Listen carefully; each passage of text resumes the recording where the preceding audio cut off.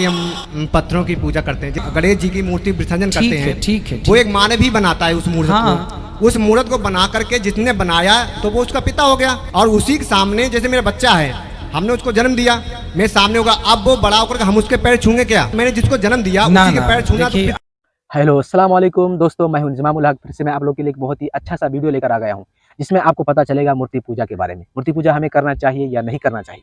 Screen पर आप देख रहे हैं ये शख्स जो कि अपने पंडित से मूर्ति पूजा के बारे में सवाल करता है कि हमें मूर्ति पूजा करना चाहिए या नहीं करना चाहिए, जिसका आंसर पंडित जी बहुत ही घुमा फिरा कर देता है, जिसमें बहुत ज़्यादा सस्पेंशन रहता है। और सेम क्वेश्चन का आंसर जब डॉक्टर जाकिर नायक से पूछा जाता है, जिसका जवाब बहुत ही आसानी से किताबों के हवालों से बताया जाता है, उन्हें दिखाया जाता है कि इसमें ये लिखा है। चलिए देखते हैं कि डॉक्टर जाकिर नायक ने क्या बताया है। चलिए वीडियो को शुरू करते हैं। Let's get start. आप 10 पूछिए, 10 पूछिए। जैसे आपने कहा कि हम पत्थरों की पूजा करते हैं, जैसे मैंने कोई चीज बनाई, मैंने अपने हाथों से हथौड़े से बना करके उसको मूर्त बना के, जैसे कि गणेश जी की मूर्ति विसर्जन करते हैं। ठीक है। वो एक मानव बनाता है उस मूर्त को। उस मूर्त को बना करके जिसने बनाया तो वो उसका पिता हो गया। ठीक है। और उसी के सामने जैसे मेरा बच्चा है, हमने उसको जन्म दिया, मेरे सामने होगा, अब वो बड़ा होकर हम उसके पैर छूंगे क्या? जिसको बनाया उसी के पैर, मैंने जिसको जन्म दिया उसी के पैर छूना तो बेकार है ना। देखो तर्क जो है ना, तर्कों की भी एक मर्यादा होती है जी। उसी मर्यादा में सर मैं बोल रहा हूँ कि कौन सा तर्क करने योग्य है, कौन सा तर्क करने योग्य नहीं है। अब आपने कहा जो मूर्तिकार होता है ना बेटा, वो सिर्फ मूर्ति बनाता है। उसने उसको मतलब रूप दिया, एक रूप दिया, रूप दिया। अच्छा ये बताओ कि मूर्तिकार ने जो रूप दिया वो रूप लाया कहाँ से? वो अपने मेहनत करके माइंड से ना बेटा, आप ठीक कह रहे हैं।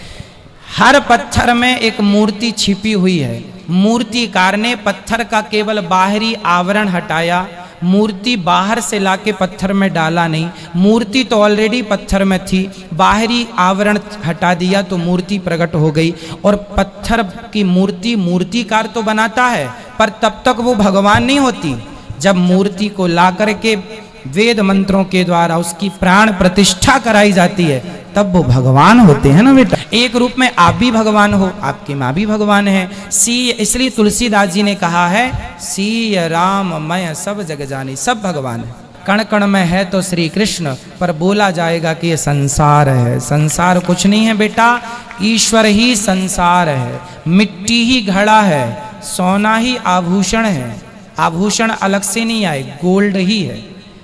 उसी तरह तुम भी भगवान हो, ये भी भगवान है, तुम्हारे बच्चे भी भगवान है, तुम्हारे घर में जो पेड़ लगा है वो भी, तुम्हारी गौ माता, तुम्हारी बकरी, सब ईश्वर है। सीय राममय सब जग जाने। अगर मैंने सबको अगर ईश्वर माना तो हमारा ये देश आज इतना पीछे क्यों है? बहन ने सवाल किया है कि वो कृष्ण की पुजारी है और जब बुत परस्ती करती है, मूर्ति पूजा करती है, तो उस ईश्वर का फोटोग्राफ रखती है, उस ईश्वर की मूर्ति रखती है ताकि कंसंट्रेशन के लिए, तो इसीलिए वो मूर्ति पूजा करती है। बहन, आपकी हिंदू धार्मिक किताब में लिखा है कि मूर्ति पूजा गलत है, और मैं कई बार कह चुका हूं, फिर से दोहराता हूं कि लिखा है श्वेताश्वेतर उपनिषद में चैप्टर नंबर 4 मंत्र नंबर 19 और यजुर्वेद में अध्याय नंबर 32 मंत्र नंबर 3 में, न तस्य प्रतिमा अस्ति। उस ईश्वर, उस भगवान की कोई प्रतिमा नहीं, कोई फोटोग्राफ नहीं, कोई पिक्चर नहीं, कोई पेंटिंग नहीं, कोई बुत नहीं, कोई मूर्ति नहीं। आपकी मजहबी किताब में साफ तौर पे लिखा है मूर्ति पूजा गलत है। फिर भी हिंदू धर्म के अधिकारी पंडित मुझसे कहते, मैं जब कहता हूं आपके मजहबी किताब में साफ लिखा है गलत है, क्यों करते आप मूर्ति पूजा? तो वो कहते हैं कि मूर्ति पूजा करते हैं, मानते हैं गलत है, लेकिन मूर्ति पूजा करते कंसंट्रेशन के लिए। जब हम हायर लेवल ऑफ कॉन्शियसनेस पहुंच जाएंगे तो मूर्ति पूजा की जरूरत नहीं। पहले शुरुआत में कंसंट्रेशन के लिए मूर्ति जरूरत है। हायर लेवल पे, हायर कॉन्शियसनेस पे मूर्ति की जरूरत नहीं। तो मैं उनसे कहता हूं, उन पंडितों से और आपसे भी, हम मुसलमान हायर कॉन्शियसनेस पहुंच गए, हमें मूर्ति की जरूरत नहीं। मैं इनसे पूछता हूं कि शुरुआत में कहते हैं कि स्टार्टिंग में जरूरत है, बाद में नहीं। जब आप स्कूल में जाते हैं, पहली कक्षा में आप बेसिक सीखते, कठिन चीज बाद में सीखते, 8वीं 9वीं 10वीं में। तो मैथ्स में अगर कोई कहेगा 2 + 2 = 5। आपने कहेंगे गलत है, मैं जानता हूं, 10वीं में आऊंगा तो कहूंगा कि 2 + 2 = 5, इट इज 4। आप बचपन में ही कहेंगे भाई 2 + 2 4 इज द फाउंडेशन। अगर हर मजहब का फाउंडेशन है कि भगवान की मूर्ति नहीं है, फोटोग्राफ नहीं है, बुत नहीं है, फाउंडेशन ही जब पहले गलत सिखा रहे तो आगे जाके कैसी इमारत बनेंगी। तो इसीलिए इन पंडितों से जब मेरी बहस होती है, गुफ्तगू होती है, वो जवाब ही नहीं दे सकते। वो बोलते मानता हूं कि हमारी मजहबी किताब में गलत है, लेकिन फिर भी इनिशियली कंसंट्रेशन के लिए। तो मैं कहता हूं कि हम मुसलमान इनिशियली भी हमें जरूरत नहीं मूर्ति की ना बुत की। हमें हमेशा हक बात कहना चाहिए, और ये साफ तौर पे लिखा है सारी मजहबी किताबों में, चाहे हिंदू मजहब की किताब हो, ईसाई मजहब की, यहूदी मजहब की, इस्लाम मजहब की, मूर्ति पूजा गलत है और हराम है, और हमें इससे दूर रहना चाहिए। हमें खुदा के कलाम पे, खुदा के अहकामात पे अमल करना चाहिए, ये दीन के ठेकेदारों के नहीं। अगर आपको लगता है कि जाकिर गलत है, जाकिर को भी छोड़ो, जाकिर इस्लाम में 0 है। अगर जाकिर वो बात कर रहा है जो खुदा से मिलती है, जो आखिरी पैगंबर से मिलती है, इसीलिए मैं हवाला देता हूं, चैप्टर नंबर वर्स नंबर। इतने हवाले थोड़ी फेंक रहा हूं मैं, आप चेक करो और जाके तहकीक करो, संतुष्ट हो जाएंगे तो अमल करो। तो मैंने इतने हवाले दिया हूं बहन। आप मानते हैं कि बुत परस्ती गलत है अभी?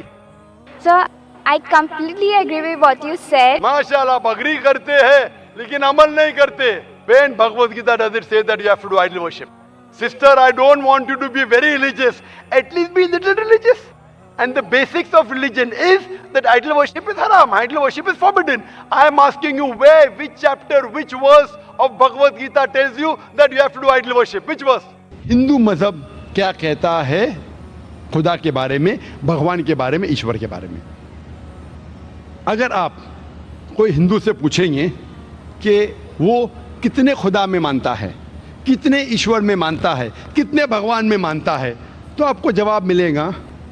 कोई हिंदू कहेगा 3, कोई कहेगा 100, कोई हिंदू कहेगा 1000, कोई कहेगा 33 करोड़, 330 मिलियन, 33 करोड़। लेकिन अगर आप एक ऐसे हिंदू से पूछेंगे जो अपने हिंदू मज़हब की किताब का मुताला कर चुका है और हिंदू मज़हबी किताब पढ़ चुका है, वो हिंदू कहेगा कि हिंदू को सिर्फ एक खुदा की इबादत करना चाहिए और एक ही खुदा में मानना चाहिए। लेकिन आम हिंदू वो एक फ़लसफ़े में मानता है जिसे कहते हैं पैंथीइज्म।